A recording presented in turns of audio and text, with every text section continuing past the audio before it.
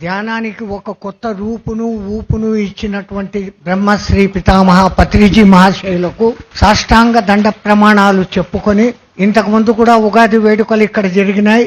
ఆ పరంపరలోనే ఈ రోజు ఉగాదికి ఒక వారం రోజుల ముందుగానే ఉగాది ధ్యాన వేడుకలకు మనమందరము ఇక్కడ ఏకీకృతమై వచ్చాము. అద్భుతంగా ధ్యానం చేసుకునే దానికి అన్నిటికన్నా పెద్ద పిరమిడ్ ఇక్కడ నిర్మాణం అయింది. పిరమిడ్ అనేది శక్తిని గ్రహించి నలువైపులకు ప్రసరింపచేసే ఒక నిర్మాణం.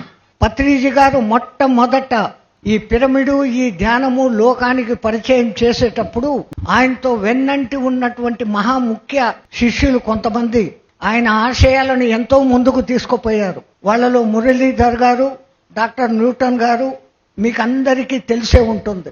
ఆ తర్వాత రెండవ తరం వచ్చింది. పత్రిజీ గారు మనకు ఒక పెద్ద కేంద్రం కావాలా మన హైదరాబాద్ పరిసర ప్రాంతాలలో అని అంటే, రాళ్ళు రప్పలమయమైనటువంటి ఆ కర్తాలను ఈ రోజు అందరూ కరతాళ ధ్వనులతో మోగింపోయేలాగా తయారు చేశారు శ్రీమాన్ లక్ష్మణరావు గారు.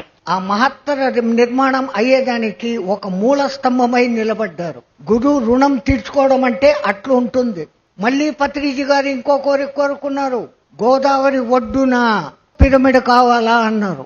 అన్న వెంటనే వశిష్ఠ గౌతమికి పునాదులు పడ్డాయి. ఈ పొద్దు ఇంత భవ్యము, ప్రపంచంలో తాజ్మహల్ చూసేదానికి ఎట్లా పోతారో జనాలు, మన పిరమిడ్ ధ్యానులంతా ప్రపంచంలో ఉన్న ఏ ధ్యాని అయినా గాని ఒక్కసారైనా చూసి తీరాలా అనేటట్లుగా ఈ నిర్మాణం చేస్తా ఉన్నారు. ఎవరి కోసం?